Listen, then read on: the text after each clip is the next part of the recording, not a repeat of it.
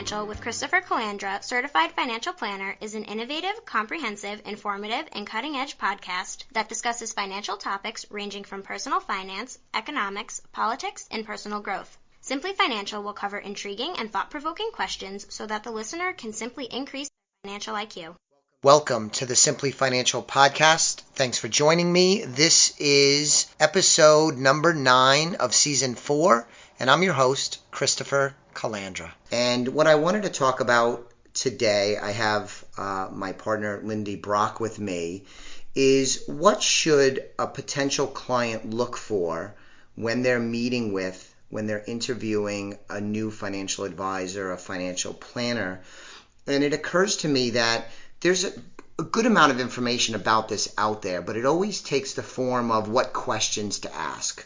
The person's background, how do they get paid, what their compliance record is like, things like that. There's kind of nuts and bolts questions. What Lindy and I wanted to do is talk a little bit about the softer edge of what you're trying to figure out, kind of the relational aspect of the interview process, trying to determine if it's a good match and you want to work with the advisor and his or her firm. So Lindy, thanks for taking a few minutes out of your very busy day. We're super busy here. Only busy because of you. Yeah. So the first thing on this subject, and you've seen, actually, we did an episode of the Simply Financial podcast on key questions to ask. Yeah. And that's good to have on hand. But you're asking the questions to get information, but there's a lot more that's going on. And the first thing that I wanted to cover, and I'll give you my thoughts and maybe you could share some of yours, is first and foremost likability. It's an intimate relationship, if it's done well, where you're working with a financial advisor. That advisor and the firm are going to know a lot about you, your income, your assets, your liabilities, your goals and objectives. They'll have a sense of whether you're a good spender or a good saver. You're going to have a lot of conversations over the course of the business relationship. Difficult times, such as in the case of unemployment or a self-employed business person that runs into tough times. And then on the other side, there are going to be instances where you'll share successes, the birth of a child, getting to actual retirement, things like that. So the point is, during the relationship, you're going to need to like the person that you're working with. So when you're meeting with advisors to figure out who you want to work with, you want to check to see if you actually like them. And that could take, kind of different forms for different people, but it's pretty common. Do you like them? I don't think there's any clients in our practice, I would hope, right, is that they're privately saying, boy, I don't like Chris at all, but he's my financial advisor and I'm satisfied. They just don't go together. Right. And, it boils down to personality, how people act when they're with you, and we'll get to this later, but what their communication style is, how they react to different things that you say. And I think it really goes without saying. If you are meeting with an advisor for the first time and you naturally don't like them, you're probably not going to work with them. And it's a good indication that you shouldn't work with them. Yes. If you get a bad feeling or, something like that, or some tick in their personality just kind of bothers you, it's really not going to work in the long run. Yes.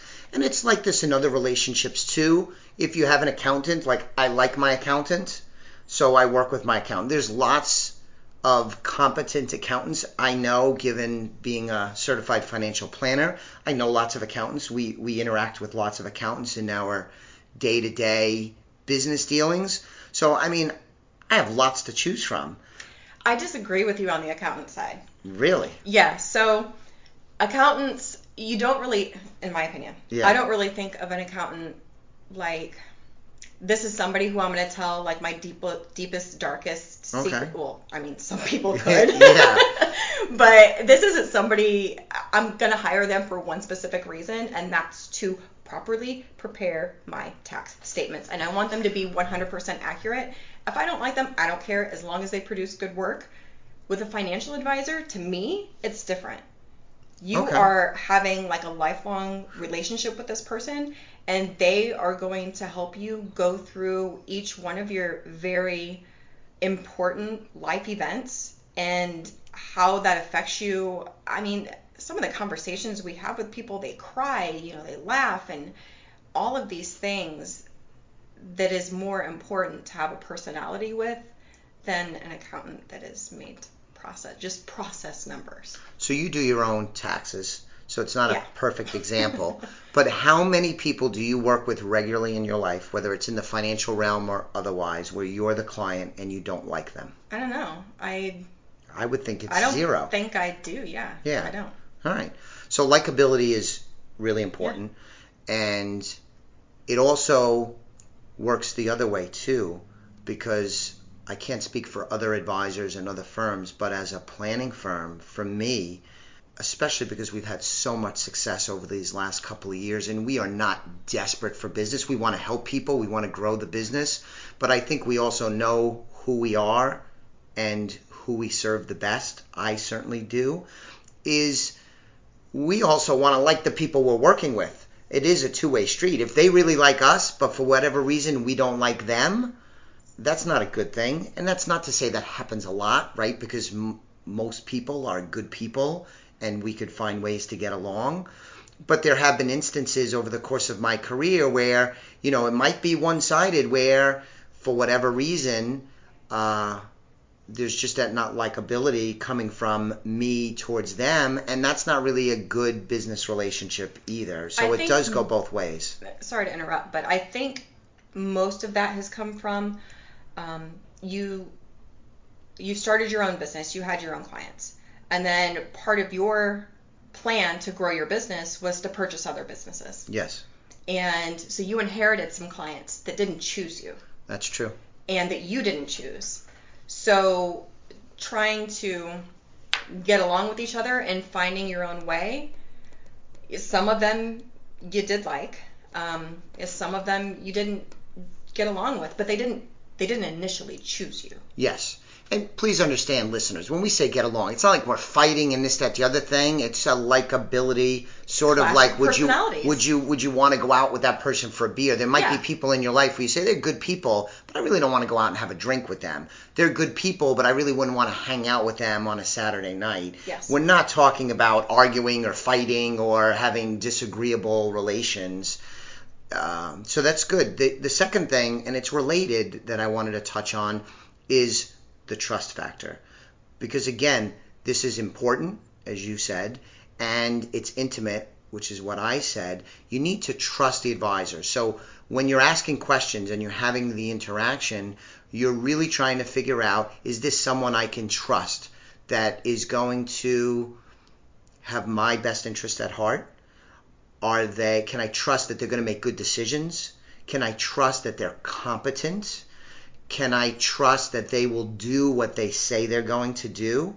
And you need to look at the trust factor very, very closely. Our clients need to trust us. And when they stop trusting us, they are going to stop being clients. Yes. Or at the very least, there will need to be a heart-to-heart conversation about what led to a degradation of the trust bond.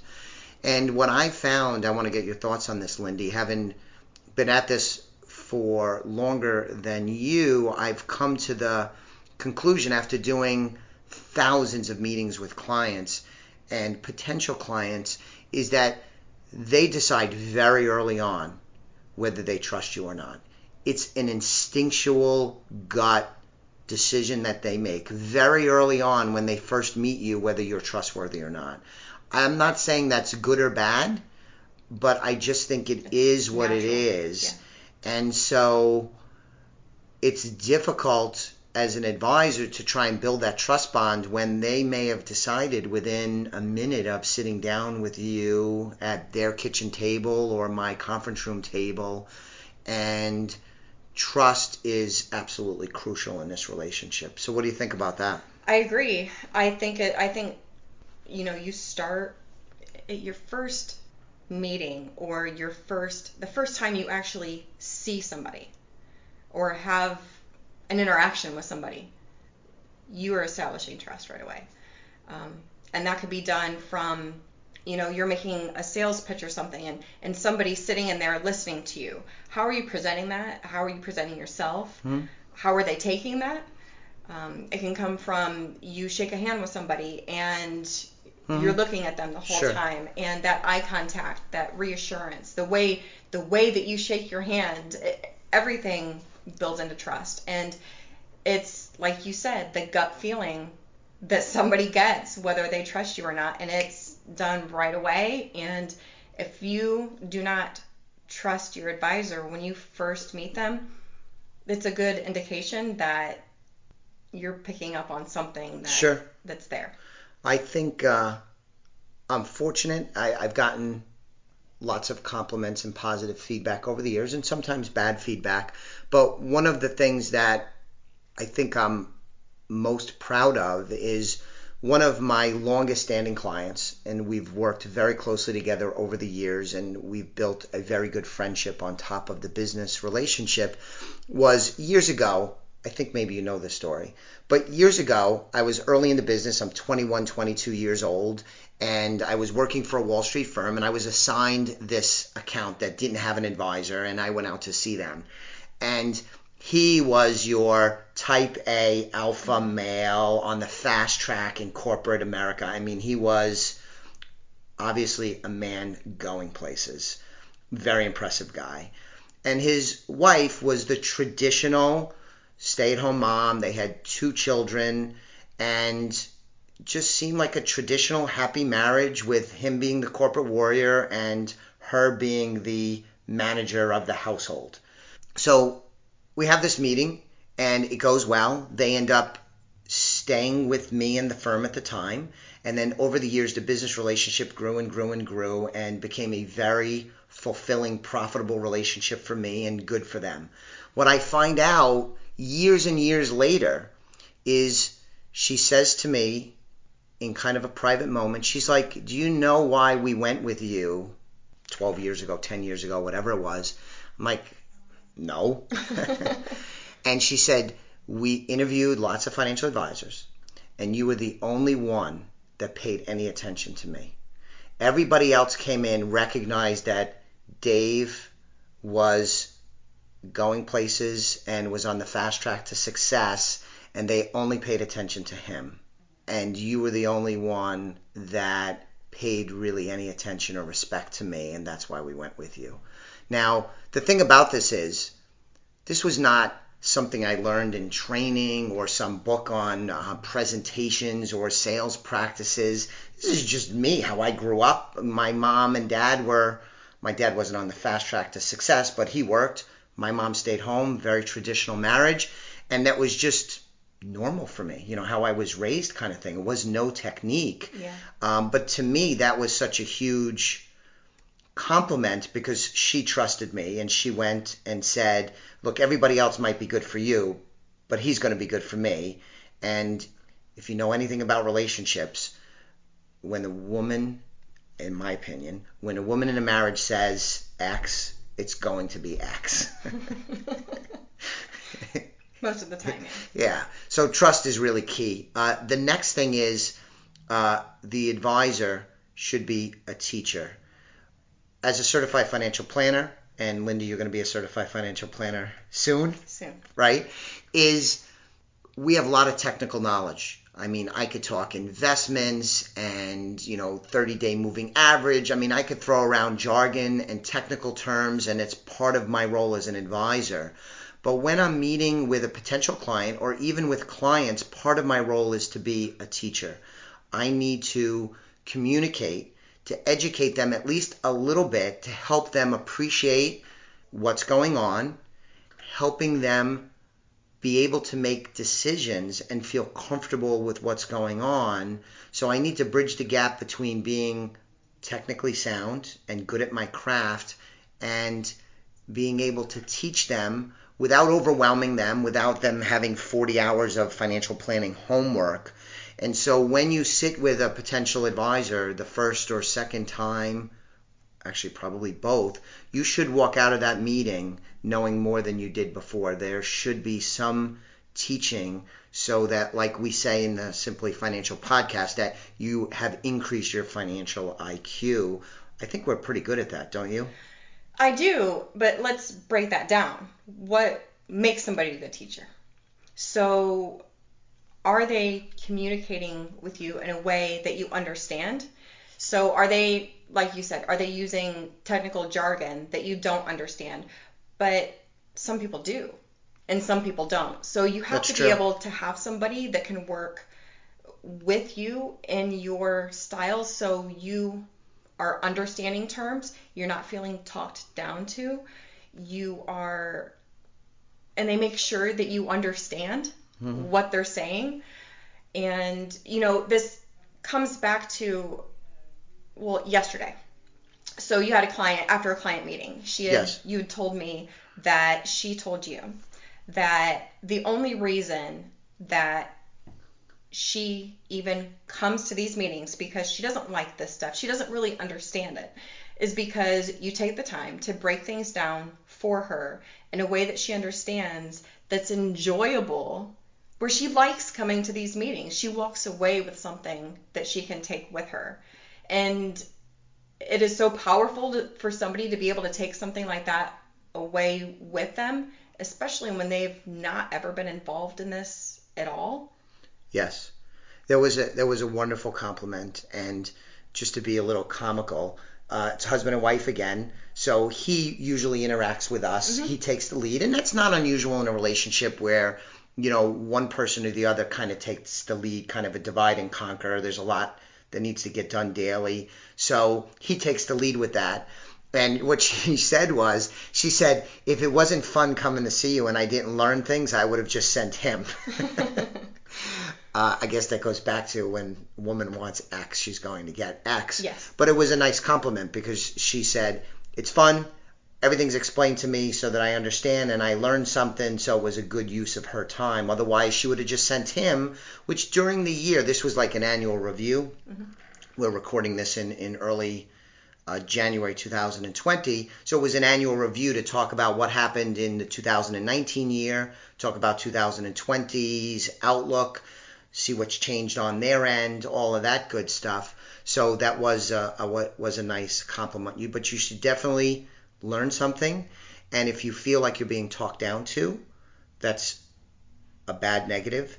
And if you feel like the conversation is going way over your head, that's also an enormous negative too. It's not that the advisor should know more about this stuff than you. They should be immersed in this. But if they can't bridge the gap, I think that's a term that you used, and you're not learning, then that is not going to be healthy. And it ties back to trust, because it's more difficult to trust somebody when you really don't know what they're talking about. Right. Well, not only that, not even talking down to them, but using terms that they're comfortable with, or that they, not oversimplifying stuff too.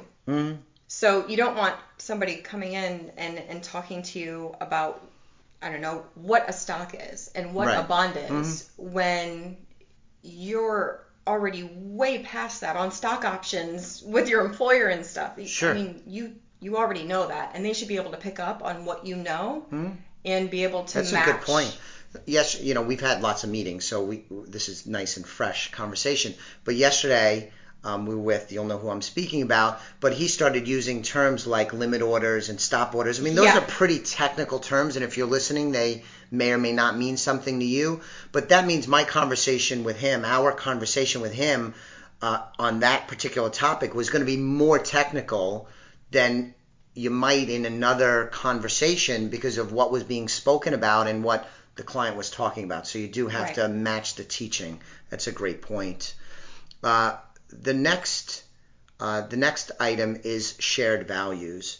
That it's related to what we talked about before, but you want to have a relationship where you have shared values. And so when you're sitting with the potential advisor that you might hire, you want to see if there's a shared worldview, shared values, if there's some, just commonality in either your background or thinking.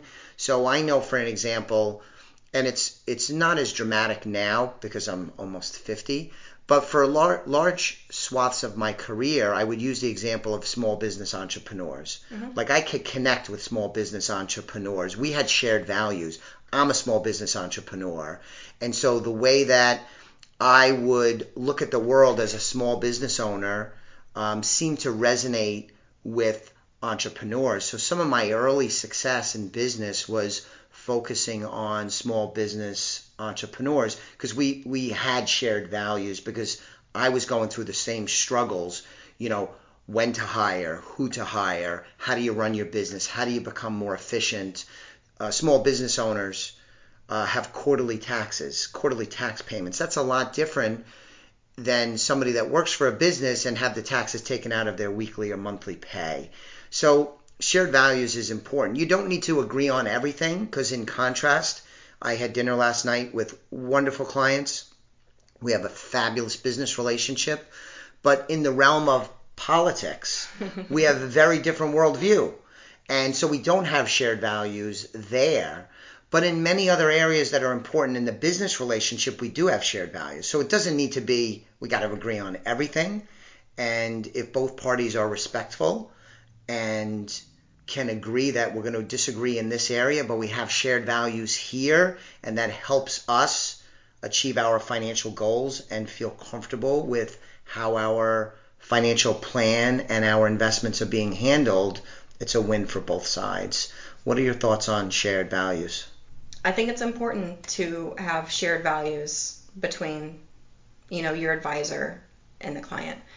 You've seen me in lots of meetings over the last couple of years, and although it's changed some as you've emerged into a more experienced financial advisor, but a lot of times we're in the meetings, I'll take the lead more often than not, and we collaborate, but I'm probably often in the lead, and what I'll talk to clients about is like books, because I'm an avid reader, right? Yes. And it's a way that I can create shared values, find out about them, because if they are a reader, and in Florida, in a retirement community, not everybody is a reader, but there's lots of people that do read various books. But that's a way that I kind of build shared values. Again, the meeting yesterday with the person I was talking about stop orders and limit orders, when we had first met years ago, he had made a book recommendation to me, and I had read the book, and it was a fabulous book. And then I read another book from that author, and then I sent him as a gift that book. So that was a way we kind of have shared values, because we're kind of looking at the same. These are history books, by the way, because I'm a tremendous geek. Yeah. But that's one of the ways that I help along the shared values to find some common ground with books. So it's kind of like common experiences. Sure. Being with somebody who's been through what you're either going through or is going through the same thing that you're going through currently. So being a mom, having kids in high school, it's easy for me to connect and help people through what they're going through if they're going through the same thing. Being a divorcee, I know you have not experienced that, but that is something that I've gone through and that I'm able to help people through. Having common ground and being able to connect with somebody is very important. So you know that they are able to give you good advice because they've been there themselves. Yeah, no, it's an excellent point. And the last thing I wanted to speak about, and by the way, listeners, we're gonna do 5 today. We did likability, trust, teaching, shared values. Next, we're gonna do communication style. But Lindy and I have a meeting, so we're gonna take a break. We're going to come back and we're going to do the final 5 in our ultimate list of 10, and we're just going to break it into 2 segments. But communication style, again, a lot of what we've talked about is related to communication style, but specifically we're talking about how you communicate verbally, in writing, body language.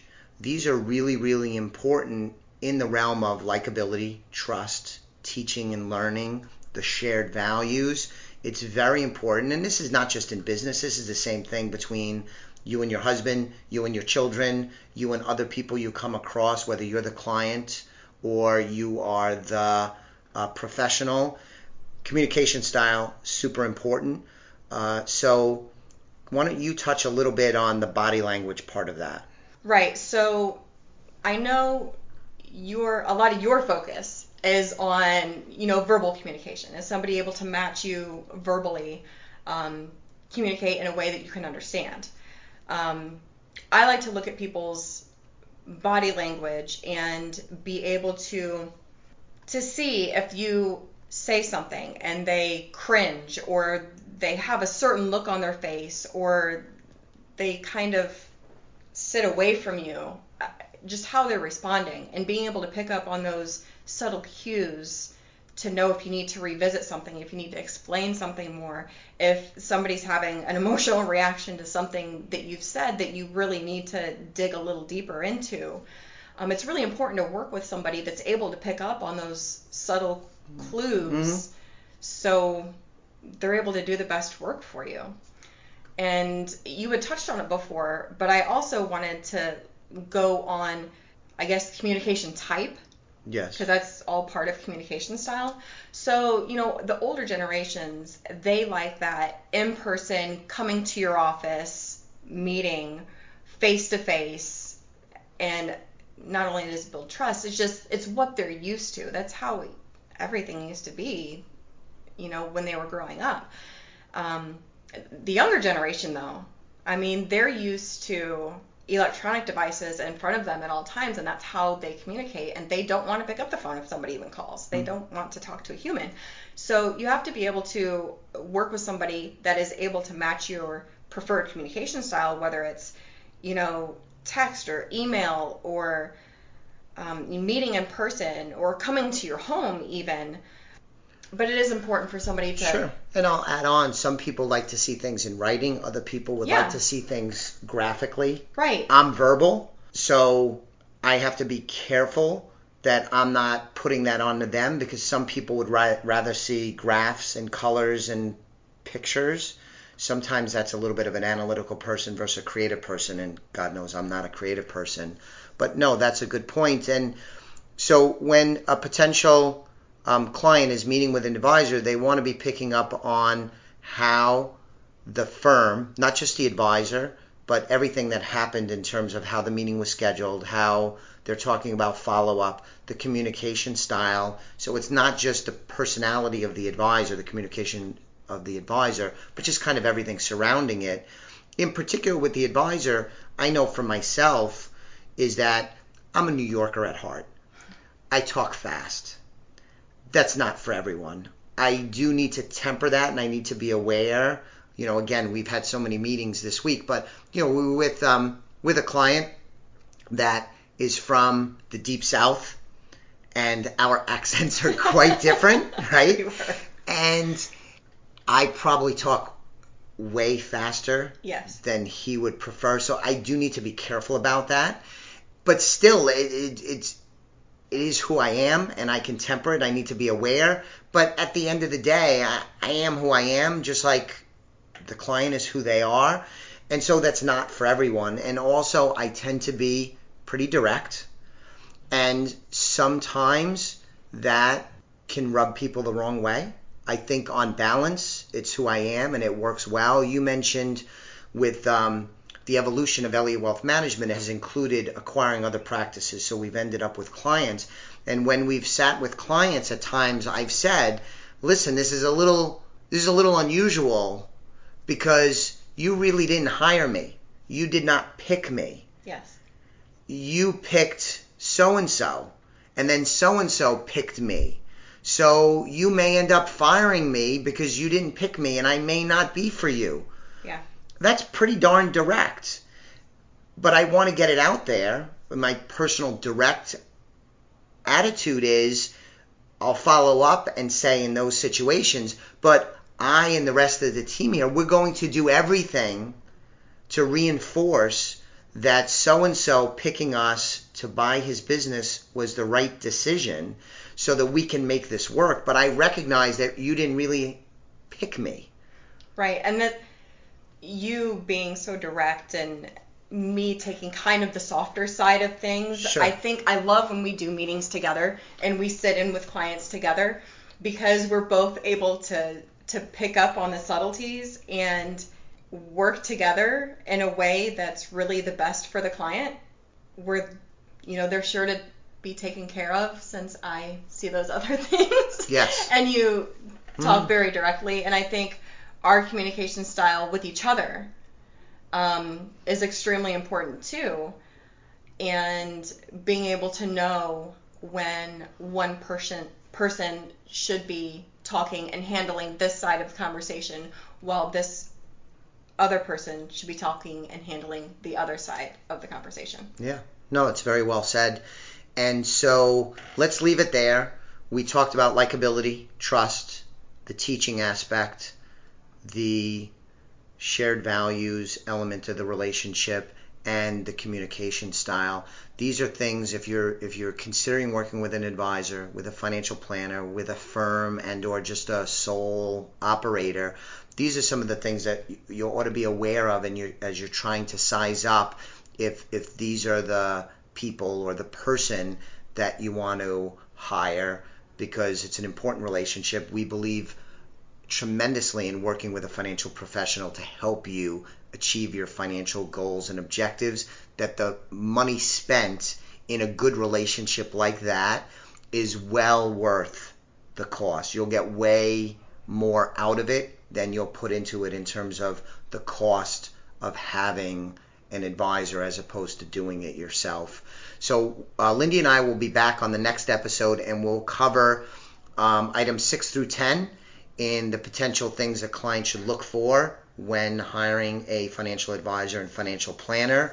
In the meanwhile, please go to our website, elliottwealth.com.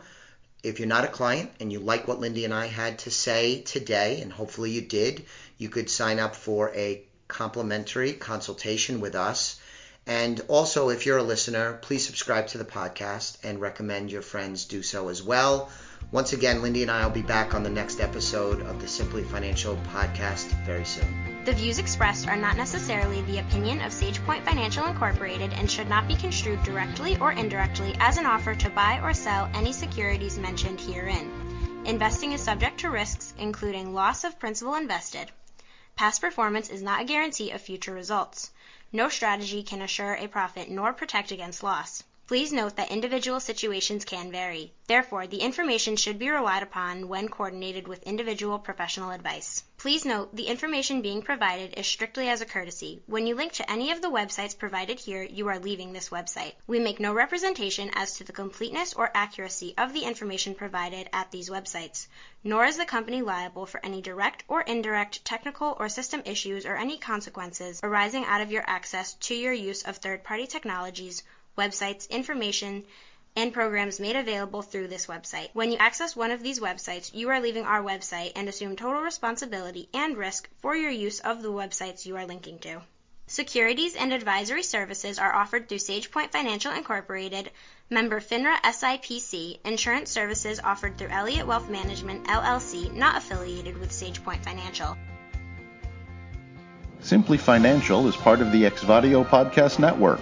You can find Exvadio podcasts at exvadio.com/podcast, the Apple Podcasts app, iTunes Store, iHeartRadio app, Spotify, Stitcher, and wherever you find podcasts. So join us and stay informed and entertained.